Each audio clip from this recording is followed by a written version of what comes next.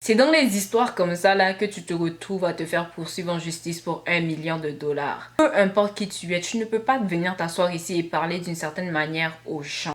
Think I'm losing my mind.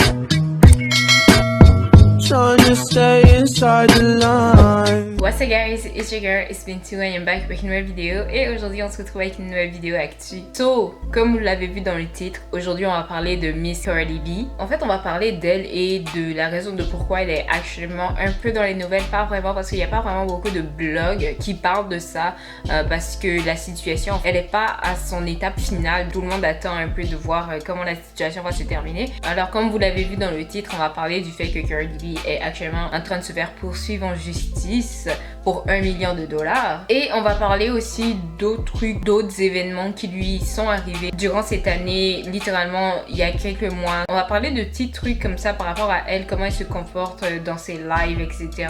Bon, ok, si vous le savez pas, en fait actuellement Cardi B elle se fait poursuivre en justice pour 1 million de dollars par une blogueuse. Je vais vous expliquer la situation pour que ça fasse un peu plus de sens. En fait, toute cette histoire-là remonte littéralement à, je pense, environ l'année passée. En fait, une ancienne amie, une personne qui connaissait Cardi B avant, la personne elle s'appelle Star Mary. Cette personne-là est venue et elle a commencé à faire plein d'accusations par rapport à Cardi B en mode ouais, avant la célébrité, avant les caméras et tout ça, Cardi B elle faisait n'importe quoi, c'était une mauvaise personne. Cette fille en question, elle a commencé des rumeurs comme quoi ouais, Cardi B elle a des infections, ITSS, etc. C'était vraiment a big mess. Moi en fait dans tout ça, je trouvais rien de comme, tu sais, je voyais pas de thé chaud, je voyais juste une situation malheureuse qui doit même pas arriver, tu sais. Bref, maintenant il y a une blogueuse, elle s'appelle Tasha K. Elle s'est assise là et s'est dit, je vais interviewer cette fille-là, je vais lui donner une plateforme pour qu'elle puisse s'exprimer, pour qu'elle dise la vérité au monde entier. Basically, Tasha K, elle a fait ce que un blogueur, une blogueuse est supposée de faire. En fait, tu vas interviewer les gens, tu postes ta vidéo et après la magie s'opère. Après, d'une certaine manière, c'est pas toi qui contrôle en fait la réaction de tes abonnés, c'est pas toi qui contrôle la réaction d'internet. Donc elle a fait son travail, elle a sorti l'interview, bref. Bon, déjà avant même que l'interview sorte, Cardi B, elle a entendu parler de cette histoire-là, elle était pas du tout contente. Avant même que l'interview soit sur internet, Cardi B faisait plein de bruit, elle disait non, c'est faux, c'est n'importe quoi, genre j'arrive pas à croire que cette personne-là lui donne l'opportunité de s'exprimer, c'est des mensonges, nanana.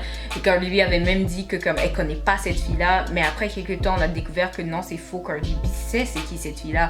Donc tu sais, d'une certaine manière aussi, Cardi B elle a perdu crédibilité dans toute cette histoire-là. Bref, l'histoire est sortie, Cardi B était encore plus fâchée qu'avant.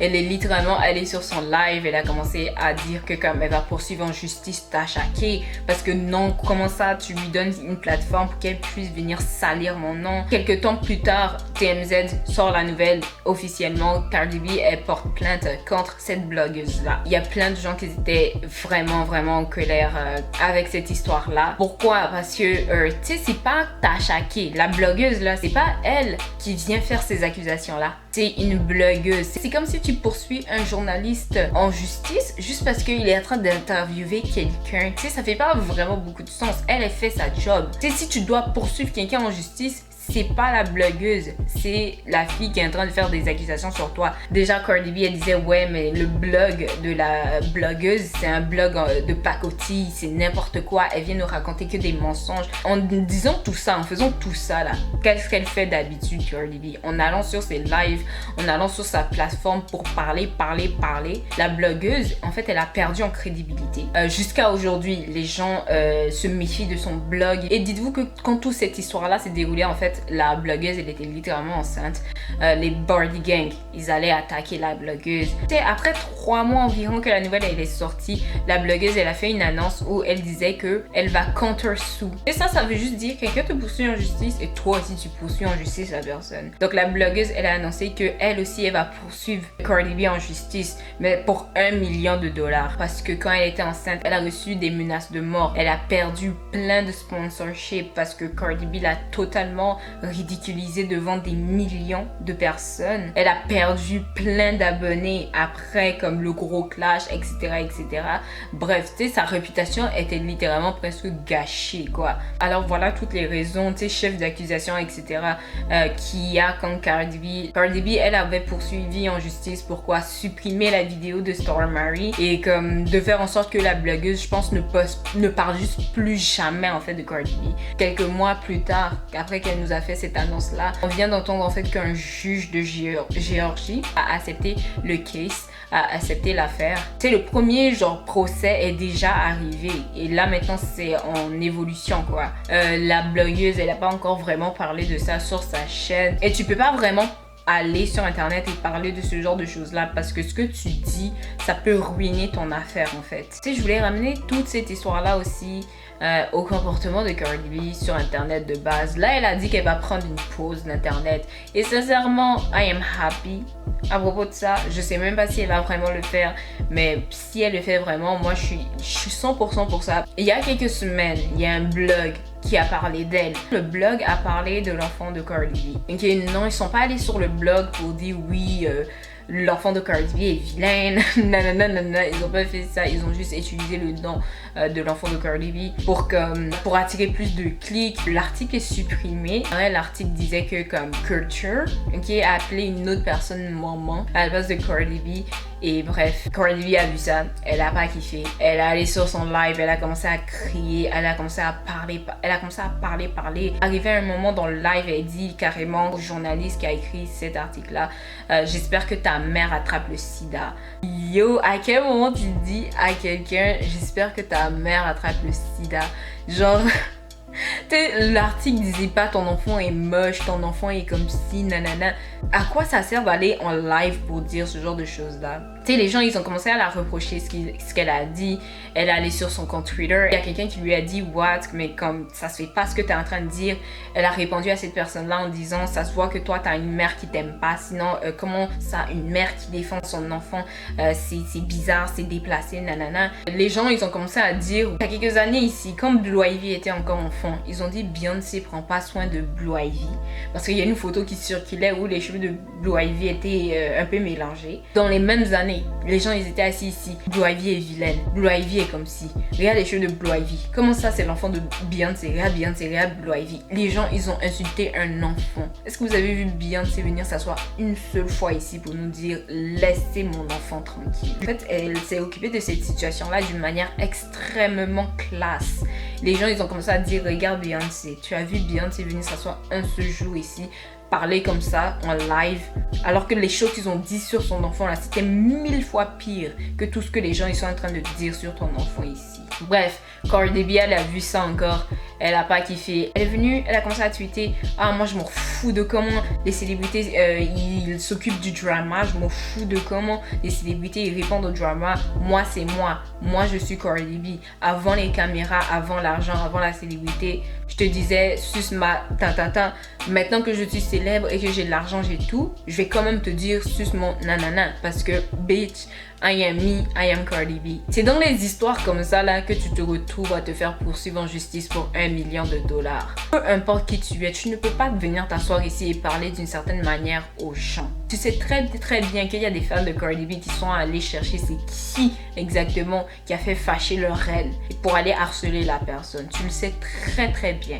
Donc quand on te compare à d'autres stars, c'est pas vraiment pour te rabaisser, c'est pour que tu comprennes en fait qu'il y a une manière en fait de se comporter quand tu atteins ce statut-là. Tu sais, je vais même ramener tout ça un peu au mois d'août aussi. Je pense le mois de juillet, je pense. Il y a une journaliste qui allait l'attraper dans la rue là-bas. Il voulait l'interviewer. Elle était avec son papa, elle a pas kiffé ça. Puisque Cardi B voulait pas répondre de Cardi B, elle est rentrée là-bas. La fille elle est venue interviewer le papa. Puisque la star elle veut pas parler, elle est allée voir le papa.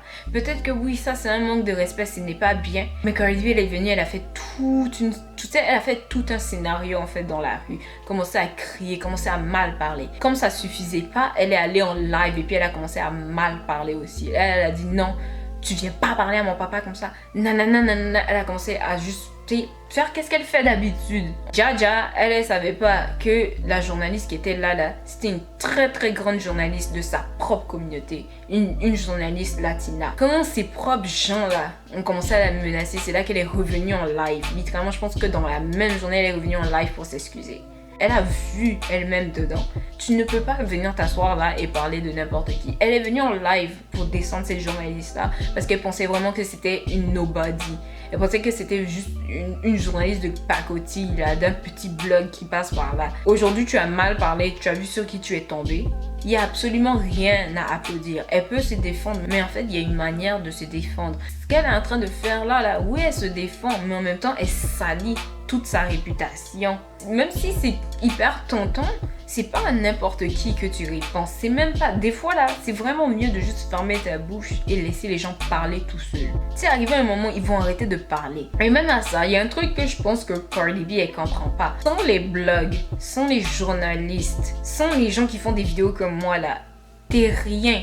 Et ça, c'est pas juste pour Cardi B, c'est pour toutes les célébrités qui existent. C'est qui va parler de vous quand quelque chose arrive là? C'est qui va parler de vous pour vous mettre à la télé? C'est qui va faire des articles sur vous? C'est qui va faire les articles pour attirer l'œil sur vous? C'est les journalistes, c'est les blogs, c'est les youtubeurs. Tu sais, même youtubeurs, même ça tombe dans la catégorie de blog. Oui, les fans, ils jouent un grand rôle là-dedans, mais les médias jouent un énorme rôle aussi dans la carrière de toutes les célébrités. Parce qu'il y a vraiment une limite à tout ce que tu fais. Des fois, il faut vraiment pas pousser le bouton. Parce que la même chose qui t'a construit peut te détruire. Parce que, je sais pas si vous le savez, mais c'est vraiment les réseaux sociaux qui ont créé la carrière de Cardi B. Avant même qu'elle commence à rapper, on savait c'était qui Cardi B à cause des réseaux sociaux. C'est pour ça que c'est très très important de mettre une certaine balance. La meuf, depuis qu'elle a commencé, ça se voit qu'elle a un gros problème avec les réseaux sociaux. Ça se voit qu'elle est pas capable en fait d'endurer toute cette attention-là. Parce que c'est pas la première célébrité de l'histoire, mais pourquoi actuellement c'est juste elle qu'on entend parler ici?